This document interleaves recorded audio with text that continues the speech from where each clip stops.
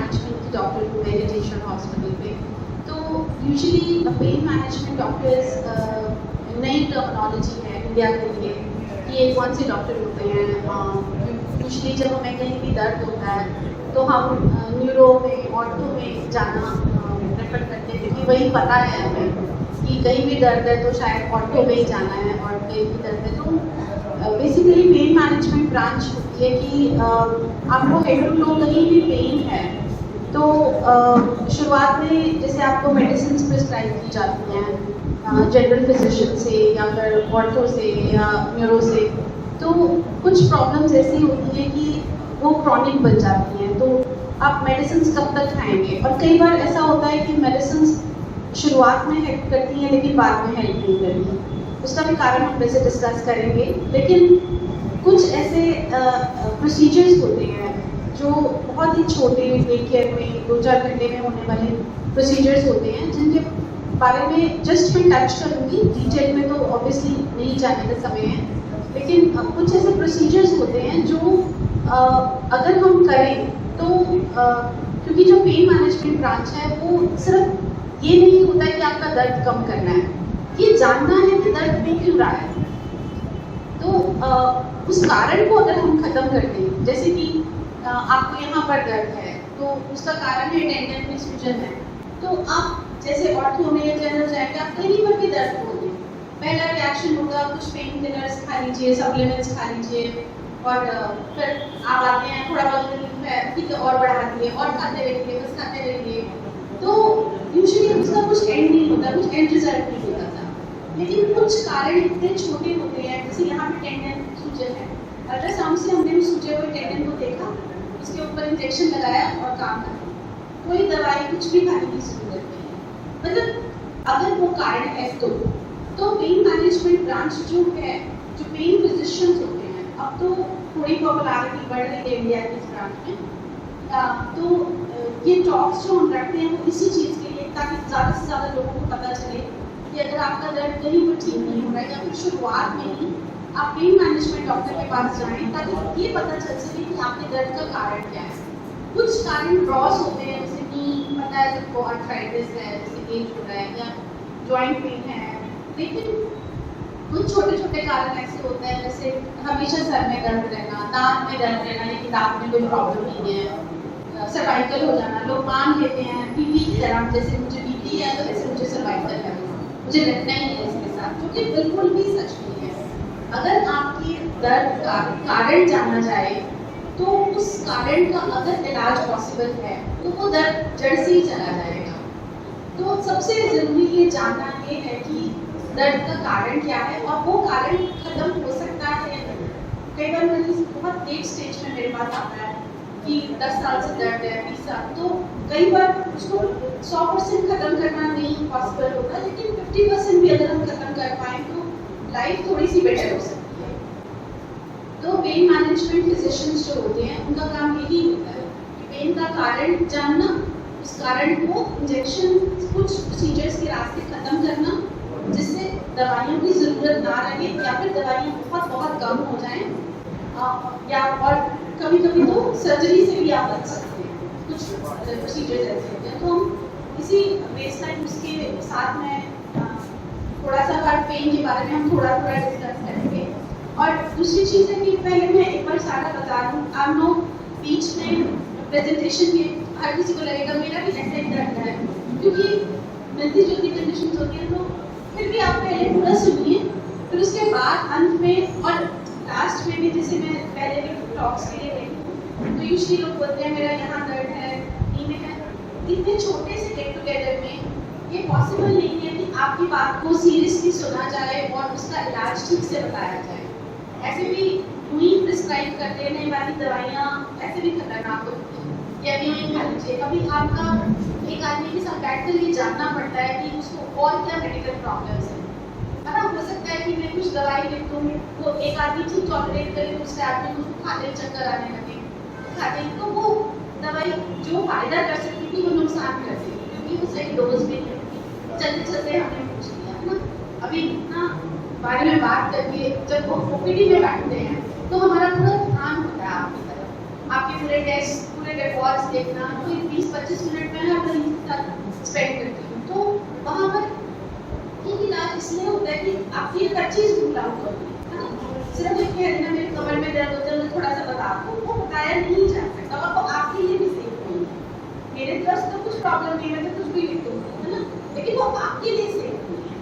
तो अभी हम सिर्फ ये जानते हैं कि पेन मैनेजमेंट डॉक्टर क्या करते हैं, हम कैसे हर बीमारी को जड़ से जान सकते हैं और किस बीमारी का इलाज पॉसिबल है इसका, ठीक है। सो इस टॉक में मैं बात करूँगी फिजिकल पेन के बारे में, जो एक्चुअल में दर्द महसूस होता है, इमोशनल पेन के बारे में, क्योंकि जो बहुत ज़्यादा लोग इसके बारे में बात नहीं करते हैं। क्रॉनिक पेन जब आपको बहुत टाइम तक रहता है तो एक और पेन साथ में, एंटिटी साथ में जुड़ जाती है, जिसे हम इमोशनल पेन कहते हैं, कि एक दुख कि बस मुझे हर समय दर्द ही है। वो दुख जो जुड़ जाता है तो उससे फिजिकल पेन और ज़्यादा बढ़ जाता है। तो उसके बारे में हम बात करेंगे और कैसे हम उसे प्रिवेंट कर सकते हैं, अगर अभी तक हमें नहीं है, और अगर हुआ है तो क्या क्या ट्रीटमेंट ऑप्शंस हमारे पास पॉसिबल है, ठीक है। अब सबसे पहले हम हेड टू टू जा रहे हैं, तो सबसे पहले हम सर के दर्द की बात करेंगे।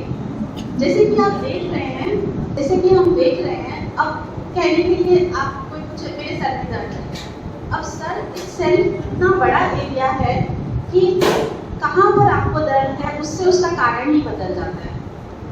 जैसे कि ये देखिए, जैसे अगर आपको यहाँ पे दर्द है साइड में, तो यहाँ पे जॉइंट होता है जिसका अर्थराइटिस होने से यहाँ पर पर्टिकुलर दर्द महसूस होता है पूरे सर में। और सर की नसें इतनी ज़्यादा आपस में कनेक्टेड होती हैं कि कहाँ से आपको दर्द शुरू हो गया पूरे सर में चला जाता है, वो पता नहीं चलता। लेकिन वो दर्द शुरू कहाँ से हुआ ये जानना बहुत ज़रूरी है।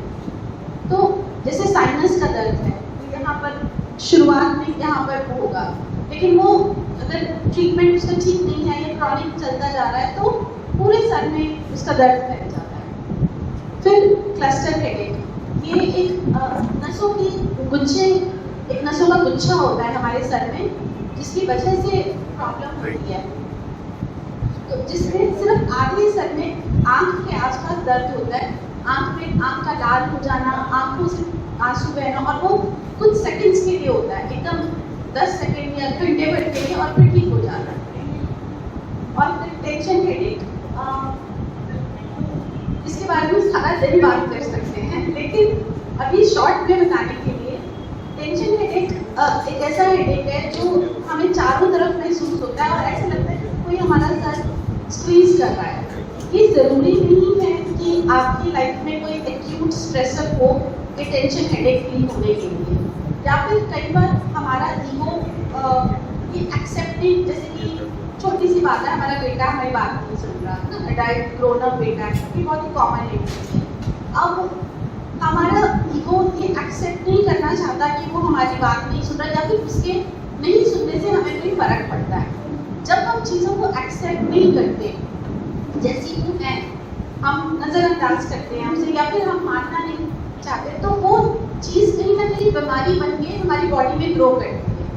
तो इसी तरह का चीज़ है टेंशन हेडेक। अगर मैं पूछती हूँ डायरेक्टली किसी से कि आपकी लाइफ में कोई टेंशन तो नहीं है, स्ट्रेस नहीं, कोई कुछ नहीं, क्योंकि हम मानना ही नहीं चाहते कि वो, अगर हमारी डॉटर इन लॉ या कोई भी हमारी बात नहीं सुन रहा है तो वो स्ट्रेस है, मतलब वो तंग करता है।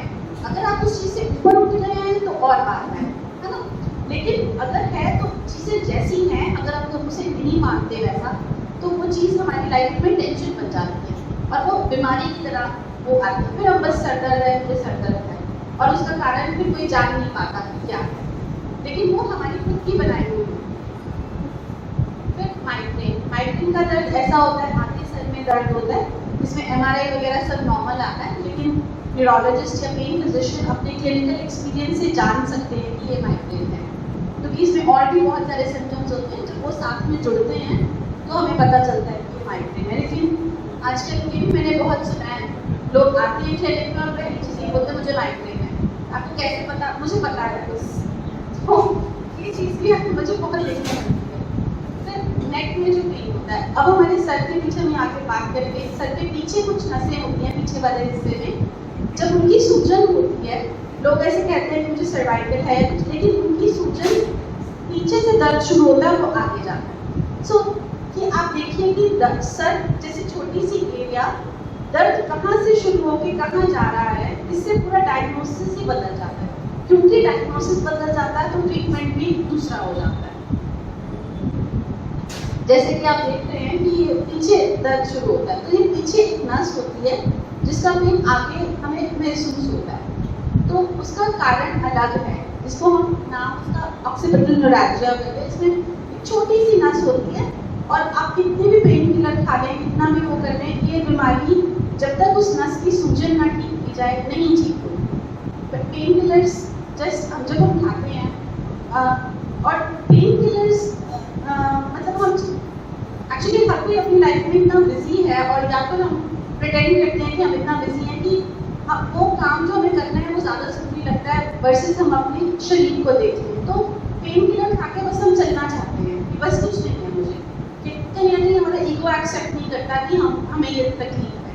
तो पेन किलर टेम्परेरीली ठीक है, जैसे आपकी सर्जरी हो गया है तो हमें पता है कि कुछ टाइम लगेगा हील होने में, या फिर चोट लगी है, एक्सीडेंट हुआ है, गिर गए हैं, तो वो टेम्परेरीली ठीक है क्योंकि हमें पता है कारण उसका। लेकिन रोज की जिंदगी में पेन किलर्स को शामिल करना, पेन किलर कारण नहीं हटा रहा दर्द का, पेन किलर से सिर्फ आपकी बॉडी को महसूस हो रहा है कि दर्द नहीं है, ठीक है। कभी कभी पेन किलर किसी कारण के लिए खाना चाहिए, लेकिन अगर आपकी लाइफ में ऐसा पॉइंट आ गया है कि आपको हर दूसरे दिन पेन किलर खाना पड़ रहा है, तो इसका मतलब कि इस टाइम की आप इवैल्यूएट करवाएं कि दर्द है, ठीक है। तो जैसे कि आप देख सकते हैं ये नसें, यहाँ से दो तरह की नसें हैं जो निकलती हैं यहाँ से। तो ये जो यहाँ पे टिश्यू होता है ये इस नस को यहाँ पे दबा देता है।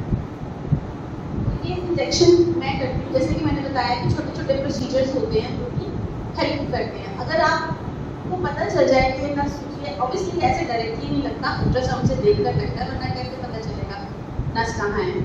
अल्ट्रासाउंड से हम उस नसों को देखते हैं और इस तरह से उस नस के पास इंजेक्शन लगता है जिससे वो नस खुल जाती है।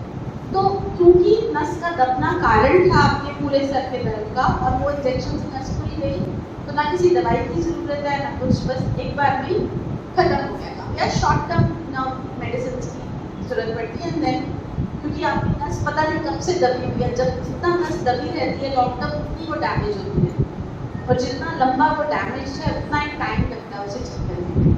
तो चाहे आपने कारण हटा भी दिया, दर्द का, लेकिन वो नस जो डैमेज ऑलरेडी हो चुकी है उसको भी फिर रिपेयर करने के लिए थोड़ी देर के लिए मेडिसिन चलाना पड़ेगा, ठीक है। फिर ट्राइजेमिनल न्यूरैल्जिया ये एक बीमारी है जिसमें महसूस ऐसे होता है कि दांत का दर्द है। अब आप में से कोई ना कोई फैमिली में या कहीं से आपने सुना होगा कि दांत का दर्द है लेकिन दांत सारे निकल पा रही है लेकिन दर्द नहीं गया, तो वो महसूस यहाँ पर होता है, लेकिन उसका कारण होता है दिमाग में नस का दबना। ये जो नाम है इसका ट्राइजेमिनल, ये हमारी 5वीं नस का, दिमाग में हमारी 12 नसें होती हैं, उसमें से 5वीं नस का नाम है ट्राइजेमिनल। तो उसका सूजन, उसका दबना कारण होता है इस दर्द के महसूस, क्योंकि वो नस बाहर आती है यहाँ से और 3 हिस्सों में डिवाइड हो जाती है। तो वो नस कहाँ दब रही है डिपेंडिंग अपॉन हमें यहाँ या नीचे दर्द महसूस होता है। तो उसका इलाज दांत का इलाज नहीं है, उसका इलाज है उस नस का इलाज। पहले दवाइयाँ दी जाती हैं उस नस को कंट्रोल करने के लिए, लेकिन एक बार नहीं होता तो फिर हम एक प्रोसीजर करते हैं जिसे RFA कहते हैं, और उस नस को हीट थेरेपी दी जाती है जिससे वो दर्द महसूस ना हो।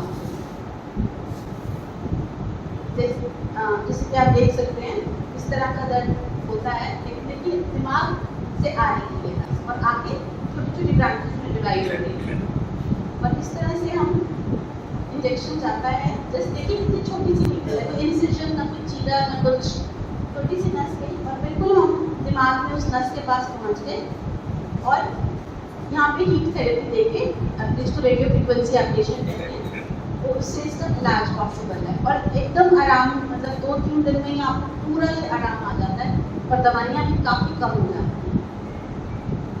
फिर ग्लॉसोफेरिंजियल ये एक और बीमारी है जिसमें कान का दर्द ऐसा महसूस होता है जैसे कान में दर्द है। तो ऑब्वियसली कान में दर्द है तो आप पहले ENT डॉक्टर के पास ही जाएंगे। तो लेकिन क्योंकि ये नस की प्रॉब्लम है, आपके कान में तो कुछ निकलेगा नहीं, तो आप जैसे पेशेंट्स आते हैं वो ऐसा कहते हैं कि कान में बहुत अंदर ऐसा लगता है कि बहुत अंदर दर्द है, लेकिन जब ENT डॉक्टर के पास जाते हैं एक के बाद दूसरे के बाद तो कुछ निकलता नहीं। वो कहते हैं आपका कान बिल्कुल ठीक है, आपको वहम है, आपके दिमाग में ऐसा है, लेकिन दर्द वहम कैसे हो सकता है? दर्द तो महसूस होता है जस्ट बिकॉज जनरल फिजिशियन कई बार हमारी नॉलेज लिमिटेड होती है। जैसे अब गायनोकोलॉजी की क्वेश्चन आप पूछे शायद मैं आंसर नहीं कर पाऊँ क्योंकि हमें अपनी अपनी ब्रांच की नॉलेज है, तो कई बार आपको पता नहीं होता तो हम कह देते हैं कि नहीं कुछ नहीं है, सब ठीक है, लेकिन वो नस दबी है तो उसका कारण है। तो इस तरह से हम इस जगह पर यहाँ पर एक रेड पॉइंट जहाँ है वहाँ इसका इंजेक्शन लगता है। एक्सरे में इस तरह से नीडल दिखती है, छोटी सी नीडल है, यहाँ से पास होके जो हमें कैनुला लगता है, किसी को एक्सपीरियंस हो उससे भी छोटे साइज की वो नीडल होती है जिससे भी इलाज होता है। नेक पेन, सर्वाइकल पेन, अब इसका कारण क्या होता है? अगर आपको गर्दन में, देखो हमारे कितने सारे वर्टेब्रे हैं हमारे गर्दन में, है ना, तो अगर ये गर्दन से दर्द अगर ऊपर वाले हिस्से में होके सर में जा रही है तो उसका कारण होता है नस दबना, और अगर हमें नीचे वाले हिस्से में होके शोल्डर्स में जा रही है तो उसका कारण होता है ये आर्थराइटिस। आर्थराइटिस क्या है? आर्थराइटिस है जॉइंट्स का सूजन को आर्थराइटिस टर्म किया जाता है। तो जैसे हमारे जॉइंट्स शोल्डर, एल्बो, नी, एंकल ये सब जॉइंट्स होते हैं, ऐसे ही हमारे स्पाइन में भी जॉइंट्स होते हैं ऊपर से नीचे तक। जो डिफरेंट बोन्स हैं, आपने सबने अगर स्पाइन देखी होगी या पिक्चर्स देखी होगी तो सबको पता है कि बोन डिस्क ऐसे ही होता है। तो वो बोन्स जो आपस में जुड़ती हैं वो जॉइंट्स से ही जुड़ती हैं और उन जॉइंट्स की सूजन को ही आर्थराइटिस कहा जाता है। तो इन जॉइंट्स की सूजन से सर्वाइकल का पेन होता है। फिर ट्रिगर पॉइंट्स, जैसे लोग कई बार आपने सुना होगा कि मुझे इस पॉइंट पे दर्द होता है, एक पर्टिकुलर पॉइंट है जिसको दबाने से ज़्यादा दर्द होता है। वो क्यों होता है? क्योंकि जो मसल्स हैं ऊपर की वो एकदम स्पैज़म में रहती हैं आपके सर्वाइकल के वजह से, तो वो गांठें बन जाती हैं मसल में। तो आप कितनी भी दवाई दे लो वो गांठ नहीं टूटती और कितना भी पेन किलर खा लो वो महसूस होता ही होता है। तो जब तक नीडल से उस गांठ को तोड़ा ना जाए, जो कि OPD प्रोसीजर, एक्चुअली इसके लिए हमें कोई अल्ट्रासाउंड की भी जरूरत नहीं होती, तो उन गांठों को तोड़ के तुरंत पूरी मसल रिलैक्स हो जाती है। तो उनका इलाज कैसे होता है? फिर डिस्क हर्निएशन, उसका कैसे सिम्टम फील होता है? यहाँ से गर्दन से होके पूरी बाजू में महसूस होती है दर्द, या फिर सिर्फ बाजू का ही पूरा दर्द होता है। तो कई बार वो नेक से आ रहा होता है। अगर इस तरह का दर्द है तो इसका मतलब कोई नस डिस्क बाहर आके आपकी नस को दबा रही है। अब सर्वाइकल पेन है, कई बार लोग कहते हैं कि हमें यहाँ पीठ में दर्द होता है ना, शोल्डर ब्लेड्स के बीच में। तो देखो सर्वाइकल का एरिया यहाँ से शुरू होके यहाँ तक आता है, डिपेंडिंग अपॉन आपका कौन सा जॉइंट आर्थराइटिक है, सूजा हुआ है, आपको पेन कहीं पर भी महसूस हो सकता है। तो कई बार यहाँ पर लोगों को बीच में दर्द होता है, उसका भी कारण सर्वाइकल की पेन है। और इस तरह से हम सूजे हुए जॉइंट में आप देख रहे हो कि हम जैसे कि नस से बिल्कुल दूर है, सिर्फ सूजे हुए जॉइंट में इंजेक्शन लगाते हैं। ऑब्वियसली ये सिर्फ पिक्टोरियल रिप्रेजेंटेशन है, हम लोग एक्सरे या अल्ट्रासाउंड के नीचे देख रहे हैं कि कहाँ हम जा रहे हैं। उसमें देखते हुए ऐसे अल्ट्रासाउंड में ऐसे हमारे अलग अलग जॉइंट्स दिखते हैं और इस तरह से हमारी नीडल आके वो जॉइंट्स की सूजन को रिमूव करती है। फिर छाती का दर्द, अगर तो छाती का दर्द है तेज तो हार्ट अटैक ऑब्वियसली लगता है और आप पहले हार्ट वाले डॉक्टर के पास जाकर ही उसका वो ढूंढता है। पर अगर ECG, एंजियोग्राम सब कुछ नॉर्मल आया है और फिर भी छाती में दर्द होता है तो उसके भी कुछ कारण होते हैं और ये सब कारण उसके हो सकते हैं क्योंकि अब देखो छाती में भी नसें होती हैं, तो उन नसों का सूजना कई बार वो दर्द का कारण बन जाता है। तो अगर हार्ट का प्रॉब्लम नहीं है तो छाती में हार्ट ही नहीं है लंग्स भी हैं, बोन्स भी हैं, रिब केज भी है, नसें भी हैं जो ट्रैवल करती हैं, तो इसकी काफ़ी प्रॉब्लम क्रॉनिक पेन हो सकता है इससे। पर्टिकुलर हम कभी शोल्डर इस तरह से रखते हैं, सर्वाइकल पेन हो गया, अब हमने मानना तो है नहीं कि हमारे पेन है, चलते रहना हमने, तो हम बस ऐसे करके बैठेंगे तो उसका असर पड़ता है।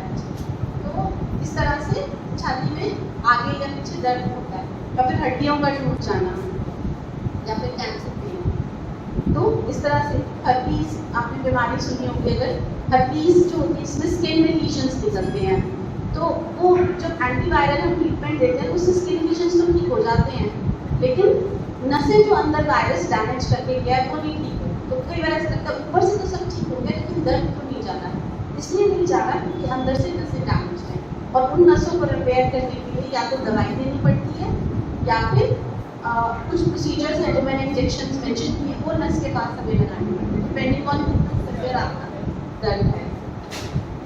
इस तरह से इंजेक्शन लगते हैं, जैसे कि आप देख रहे हो ये रिब है, रिब के पास की नस है, इस तरह के दर्द का, और अल्ट्रासाउंड से। तो ये पूरी तरह से सेफ प्रोसीजर्स क्यों हैं ये? क्योंकि एक तो इतनी छोटी नीडल है, और दूसरी चीज़ कि हम देख कर जा रहे हैं कि हम कहाँ जा रहे हैं, तो कोई भी साइड इफेक्ट्स या इंजरी कोई भी होने का चांस बहुत बहुत कम हो जाता है। अब लोअर बैक पेन दो कारण से होता है, या तो स्पाइन में प्रॉब्लम है या फिर नॉन स्पाइन प्रॉब्लम है। तो स्पाइन में प्रॉब्लम जैसे कि आप देख रहे हो, बोन डिस्क जिसकी हम बात कर रहे हैं, फिर अंदर स्पाइनल कॉर्ड है और नीचे जॉइंट्स है। तो या तो डिस्क है, डिस्क में से बाहर नसें आ रही हैं, या ये डिस्क नसों को दबा रहे हैं जिसे कि पिंच नर्व कहते हैं, उसकी प्रॉब्लम है, या फिर ये जॉइंट्स का अर्थराइटिस है। जैसे कि आप देख रहे हैं ये बोन्स पीछे जुड़ के जॉइंट्स बना रहे हैं, इन जॉइंट्स की सूजन को इस तरह का अगर पिंच नर्व है तो लोअर बैक से होकर पेन पूरी टांग में जाएगी, लेकिन अगर फिसेट का पेन है तो सिर्फ कमर में ही रहेगा या ज़्यादा से ज़्यादा थाइस में जाएगा। और पेन सुबह ज़्यादा होता है या ज़्यादा खड़े रहने में होता है या रात को होता है, ये भी बताता है हमें कि पेन कहाँ से आ रहा होगा। फाइनल तो ऑब्वियसली MRI करके ही हम जानते हैं, लेकिन ये सिम्टम्स हमें गाइड करते हैं कि पेन का कारण क्या होगा। और केनाल का टाइट हो जाना, जहाँ स्पाइनल कॉर्ड जाती है उस केनाल का टाइट हो जाना, और फिर कई बार दर्द ऐसा होता है कि सर्जरी करवाई थी क्योंकि दर्द था बहुत, और सर्जरी कराने के बाद या तो दर्द बढ़ जाता है या फिर दर्द जो पहले था वो जाता ही नहीं। क्यों? क्योंकि कई बार सर्जरी में अगर कारण आपका इन जॉइंट्स का सूजन है तो सर्जरी में वो ये बोन निकाल देते हैं, लेकिन आपकी जॉइंट्स की सूजन तो वैसे की वैसी ही रह जाती है। तो इससे कि दर्द का जो कारण था वो नहीं गया सर्जरी में। ऐसा नहीं कि सर्जरी खराब हुई या गलत हुई, ऐसा कुछ नहीं। सर्जरी सिर्फ इस बोन को निकालते हैं स्पाइन में, लेकिन अगर आपका कारण इन जॉइंट्स में सूजन था तो वो जॉइंट्स में सूजन तो वैसे ही बनी रहेगी, तो वो सर्जरी से जाएगा नहीं। और एक बार वो करने के बाद दर्द बढ़ भी जाता है, तो वो सर्जरी के बाद उसका कारण होता है। फिर बोन कैंसर, स्पाइनल ट्यूमर्स, कई बार स्पेशली 60-65 ईयर्स के बाद, और स्पेशली फीमेल्स में बोन्स इतनी वीक होती हैं जैसे झटका लगा, सीढ़ी से एक स्टेप पूरा नहीं या नीचे गिरते हैं तो स्पाइन में फ्रैक्चर हो गया, और वो परसिस्टेंट पेन का कारण बन जाता है। तो वर्टिब्रल बॉडीज ये है, जो हड्डियाँ हैं हमारी, ये बोन्स, ये बहुत ज़्यादा लायबल होती हैं फ्रैक्चर के अगर आपकी हड्डियाँ कमजोर हों, और इसका पूरा ट्रीटमेंट पॉसिबल होता है। और फिर बोन कैंसर्स, जो बहुत तरह का कैंसर है वो बोन में स्प्रेड कर जाते हैं। कई बार स्पाइन से, फिर स्पाइन प्रॉब्लम से पेशेंट आता है, बिल्कुल चलता हुआ, और हम MRI करते हैं और देखते हैं कि पूरे स्पाइन में कैंसर ही है, तो वो अलग ही इलाज शुरू हो जाता है। लेकिन इसमें से कोई भी कारण है अगर, तो सबका इलाज उसका अलग है। तो आप देख सकते हैं, कहने के लिए एक एंटिटी कमर दर्द, एक कमर दर्द दूसरे कमर दर्द से अलग हो सकता है, एक ही जैसे नहीं होता है ना। तो मेरा ये रैश है, मेरी ट्यूब तुम भी लगा दो करके ट्रीटमेंट नहीं, it's a very dangerous thing जो हम करते हैं ना। मेरा चूरन तुम भी खा लो, देवी दवाई मुझे आराम आया, नसों के डॉक्टर ने मुझे भी दवाई दी थी, तुम भी खा कर देखो, कुछ भी डेंजरस को अलग। तो आपके वैल्यूएशन के हिसाब से जो दवाई दी है वो आप ही देंगे। फिर इस तरह के दर्द से लोग आते हैं, थाई में पेन है, कमर में, घुटने में कोई प्रॉब्लम नहीं, सिर्फ थाई में दर्द है। तो उसमें यहाँ पर एक नस होती है, जैसे कि आप देख रहे हैं, इस तरह हड्डी के बाहर एक नस निकलती है, कई बार ये टिश्यू में दब जाती है, और अल्ट्रासाउंड से और देखेंगे पूरा कितना क्लीन, सब कुछ क्लीन ड्रेप करके सिर्फ वो एरिया वो है, और ग्लव्स वगैरह पहनकर छोटा से छोटा प्रोसीजर भी एकदम स्टेराइल वे में करना ज़रूरी है ताकि इन्फेक्शन ना हो जाए। और यहाँ पर इंजेक्शन लगता है, और अगर ये नस दबना पूरी थाई पेन का कारण था तो नस खोल दिया आपने और बस कोई दवाई की जरूरत नहीं। फिर घुटनों का दर्द बहुत तरीके से होता है, लेकिन इस समय मैं सिर्फ आर्थराइटिस की बात करूँगी क्योंकि 80% कारण नहीं होता है। तो देखिए ये नॉर्मल नी है, कि जो इसमें कार्टिलेज है, तो आर्टिकुलर कार्टिलेज है, इससे घुटनों का ग्रीस बनता है जिसे कहते हैं, ठीक है। तो अगर ये डैमेज हो गया किसी भी वजह से, जैसे आपका वजन है या कोई और बीमारी है, तो अगर ये कार्टिलेज डैमेज हो गया तो जिसने ग्रीस बनानी थी अगर वो है ही नहीं तो ग्रीस कैसे बनेगी? तो अपने आप वो जॉइंट स्पेस कम होती चली जाएगी, है ना। तो ये बहुत ज़रूरी है कि हम लोग ये ध्यान रखें कि ये ग्रीस कैसे मतलब ये आर्टिकुलर कार्टिलेज कैसे ना बने। अब देखो ये यूएस के फिगर्स हैं, इसलिए मैंने पाउंड्स यूज किया। Being only 10 pounds overweight increases the force on the knee by 30 to 60 pounds। तो 10 किलो वजन अगर आपका ज़्यादा है, अगर आपका वजन 60 किलो होना चाहिए और 70 किलो है, तो नी को महसूस होगा 90 किलो। तो नीज को जो महसूस होता है, जो नीज के ऊपर प्रेशर आता है, क्योंकि पूरी बॉडी का प्रेशर, वो महसूस ईच स्टेप, हर स्टेप के साथ उसको उतना वजन महसूस होगा, 3 गुना ज़्यादा, 3 से 4 गुना ज़्यादा। तो इसलिए वेट नॉर्मल होना इतना ज़रूरी है। तो इसका ट्रीटमेंट कैसे होता है? अगर तो आप अर्ली स्टेज में आ गए हैं, सिर्फ ग्रीस कम है, तो ये विस्कस सप्लीमेंटेशन जो हम इंजेक्ट करते हैं, जो नॉर्मल ग्रीस होता है वो इंजेक्ट कर देते हैं। तो उससे कई बार साल भर के लिए आराम रहता है। लेकिन देखिए कार्टिलेज आपका डैमेज है तो नया ग्रीस बन नहीं रहा है। जो आपने बाहर से ग्रीस इंजेक्ट किया वो थोड़ा टाइम काम चला गया। फिर दूसरा ग्रोथ फैक्टर कॉन्सेंट्रेट। अब ग्रोथ फैक्टर कॉन्सेंट्रेट क्या होता है कि कोई ऐसा तरीका कि हम उस आर्टिकुलर कार्टिलेज को ही दोबारा बना दें। ऑब्वियसली वो तभी बन सकता है जब वो बहुत अर्ली स्टेज में अगर डैमेज है। जैसे मैंने दिखाया हर जगह से डैमेज है तो चांसेस कम है कि पूरा बनेगा, है ना। और ऊपर से आपका वेट अगर ज़्यादा है तो और भी चांसेस कम हो जाते हैं। लेकिन फिर भी अगर अर्ली स्टेज में आप प्रेजेंट किए हैं और वो अर्ली स्टेज एज के हिसाब से डिसाइड नहीं होती। कई बार 50 साल में भी इतना खराब आर्थराइटिस होता है, कई बार मैंने देखा है 65 to 70 ईयर्स का भी एक्सरे ऐसा लगता है जैसे बिल्कुल 30 साल का कोई हो। तो ये डिपेंड करता है, एज से वो मतलब नहीं है। अर्ली स्टेज का मतलब बस आर्थराइटिस का अर्ली स्टेज। तो आप ही का ब्लड लेकर उसको एक मशीन में घुमाया जाता है, जैसे PRP थेरेपी। अरे लोग इसने सुना होगा कि नहीं, प्लाज्मा थेरेपी तो सबने सुना है, पर प्लेटलेट रिच प्लाज्मा, वो आप ही को ब्लड लेके हम सेंट्रीफ्यूज में घुमा के उसमें से इस तरह का फ्लूइड निकलता है जो प्लेटलेट से भरा होता है। इसको ग्रोथ फैक्टर्स के साथ मिक्स किया जाता है और इस तरह से नी में लगाया जाता है। इसमें तो जस्ट एक पिक्टोरियल रिप्रेजेंटेशन है, लेकिन ऑब्वियसली अल्ट्रासाउंड या एक्सरे से देखकर ही हम लोग ये चीज़ें लगाते हैं। तो आप वो अगर इंजेक्ट कर दिया जाए, उसके 3 सेक्शंस होते हैं, तो ये इस इंटेंशन से किया जाता है कि आपका आर्टिकुलर कार्टिलेज ही अगर दोबारा ग्रो हो जाए तो प्रॉब्लम ही बेसिक कारण जो है आर्थराइटिस का, ग्रीस कम होना, जॉइंट स्पेस कम होना, वो कारण ही खत्म हो जाए, राइट। और ये डिपेंड करता है कि आप कौन सी स्टेज पर हैं। ऑब्वियसली वो स्टेज 1 और 2 में ही हिट है, अगर स्टेज 3 और 4 में आप पहुंच गए हैं तो चांसेस कम है। लेकिन अगर स्टेज 3 में भी है तो भी पेन का ट्रीटमेंट पॉसिबल है RFA, रेडियो फ्रीक्वेंसी एब्लेशन। मैं इसको सिर्फ नीज में मेंशन कर रही हूँ, लेकिन पूरी बॉडी में कहीं पर भी ये RFA ट्रीटमेंट हेल्पफुल होता है। जो मतलब ऑब्वियसली इतना सारा चीज़ें तो मैं नहीं डिस्कस कर सकती, लेकिन नीज में ये बहुत ज़्यादा यूज होता है, इसमें डिस्कस करें। तो आप देख रहे हैं जो नीज की नसें हैं, जो यहाँ पर ये नीली दिख रही है आपको, तो नीज की जो नसें हैं उनको हीट थेरेपी देके उनकी पेन के फाइबर्स को खत्म कर दिया जाता है। तो ये ट्रीटमेंट 1.5 से 2 साल तक बेनिफिशियल एनेस्थीसिया होता है। तो अगर आप अपना नी रिप्लेसमेंट अभी नहीं कराना चाहते या पोस्टपोन करना चाहते हैं, या आप अपने आप को टाइम देना चाहते हैं कि मेरा वज़न ज़्यादा है, पहले मैं वज़न कम कर लूँ, तो ये ट्रीटमेंट बहुत हेल्पफुल होता है। तो रेडियो फ्रीक्वेंसी ट्रीटमेंट होता है कि आपको 1 से 1.5 साल तक, और जो लोग फिजियोथेरेपी करते हैं, एक्सरसाइज करते हैं, जैसे बताया, तो उनमें 2-2.5 साल तक भी इससे आराम रहता है।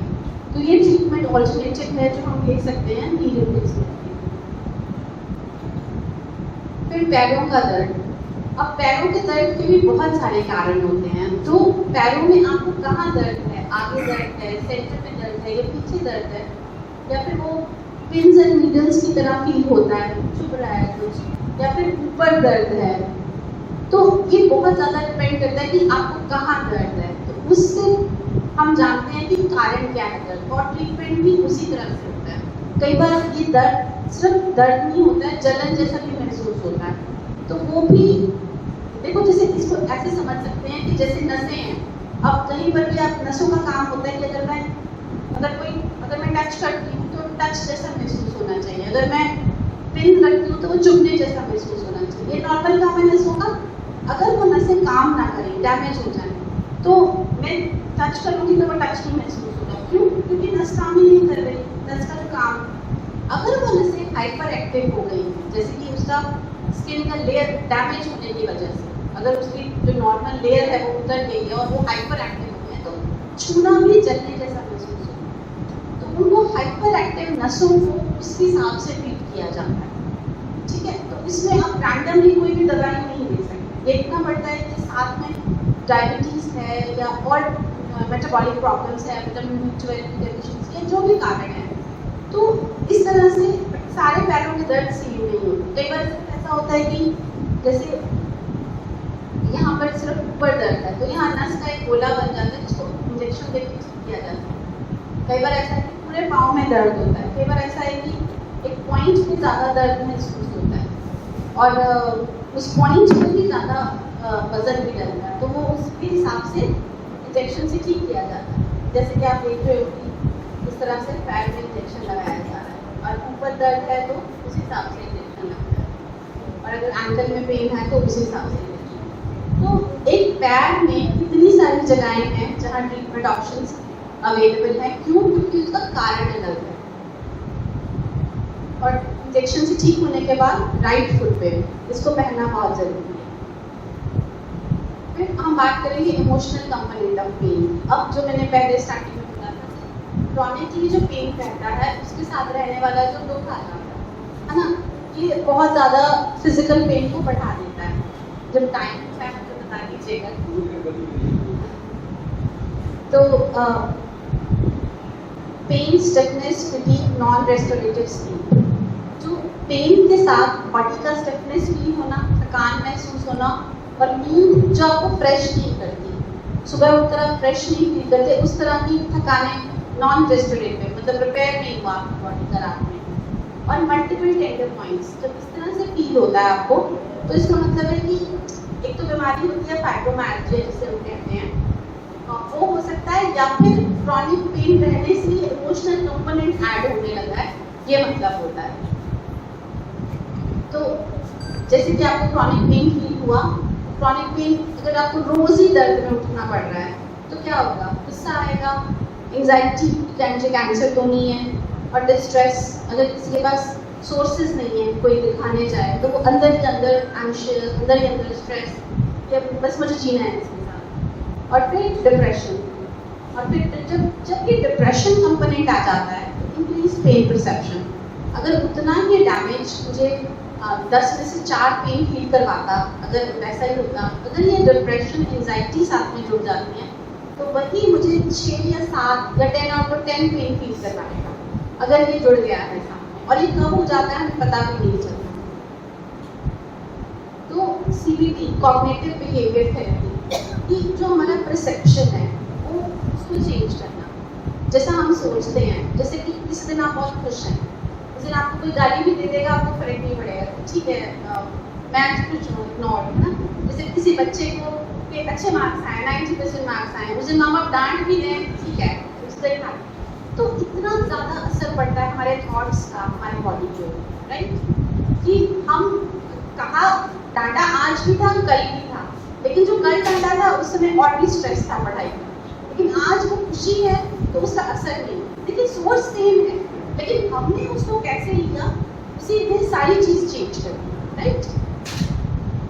जो थॉट्स हैं, what we think affects how we feel and act. जैसा हम सोचते हैं वो इस पे असर डालता है कि हम महसूस कैसा करते हैं। Behaviour, what we do affects how we think and feel.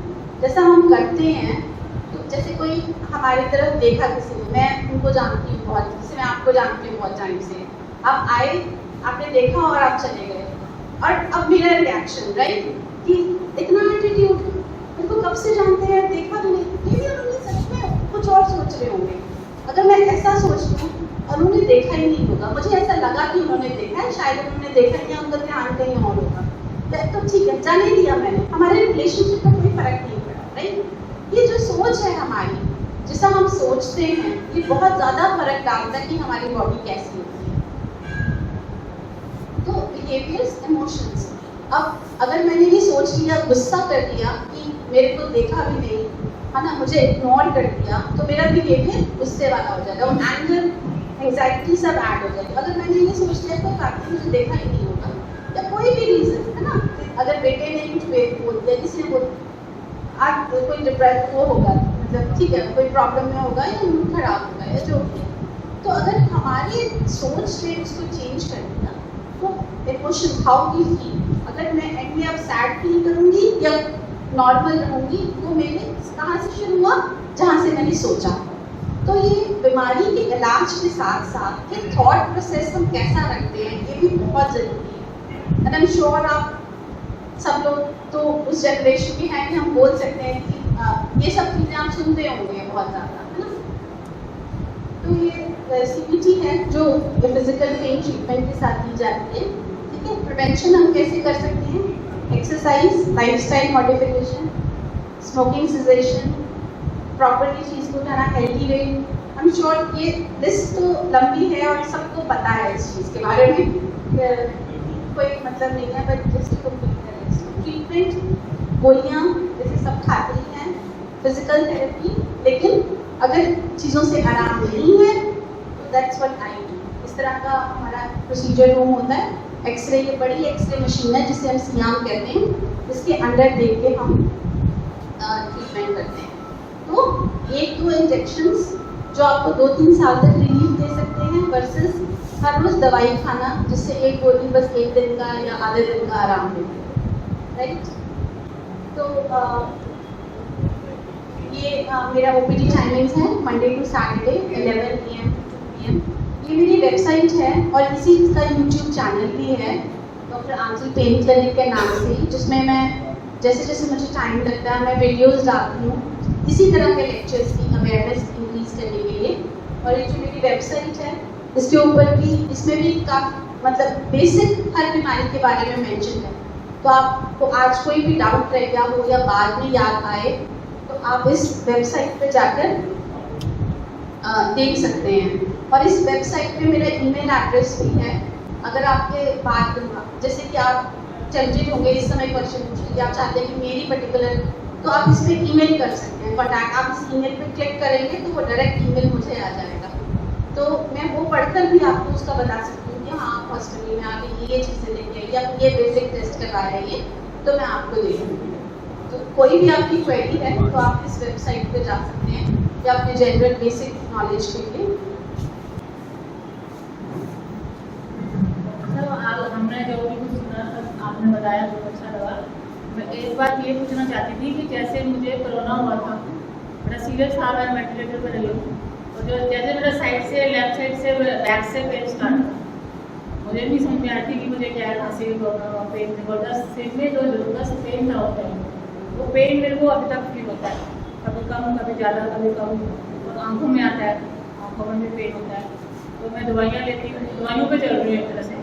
और स्टीरॉइड तो डॉक्टर ने भी मेरे को बिल्कुल मना कर रखा है लेने के लिए, क्योंकि वाटर रिडक्शन भी है, मुझे पानी की ज़्यादा बनता है, तो प्रॉब्लम है, काफ़ी प्रॉब्लम है, इस वक्त फेस कर रही हूँ। वैसे मैं आपसे पर्सनली मिलूँ यहाँ पर, जो सिर का दर्द है लेफ्ट साइड का, वो उधर नहीं जा रहा है, इस टाइम भी